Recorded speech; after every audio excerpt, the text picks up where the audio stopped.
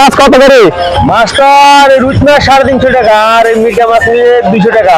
না কি কেন 100 টাকা করে দিন। আরে না আরে দেশি মাছ এটা পুকুরের মাছ সেগুলো 380 থেকে 10 টাকা কম দিয়েন। আরে মামা দিবেন না 60 টাকা দিন দেন। না 3 10 টাকা কম দিয়েন। না সত্যি দিন না 65 না রে দাদা কি মাছ কিনতে হবে না আমরা কি আরে তো কম দাম বিক্রি করেন দেবো না। কি করেন মামা? না মাছ নিলে একদম 280 টাকা কেজি লাগবে রুই মাছ। কত বড় রুই মাছ দেখছেন জানেন? না মাছ তো কম এই যে ওই দিন টাকা বাবার টাকা 150 টাকা করে আনলাম। না মামা এই মাছ না এই মাছ খাইছেন না আমরা আমরাও যে চেষ্টা করেন এই মাছ এখানে এত কম দামে খাইছেন না। 170 টাকা রাখো।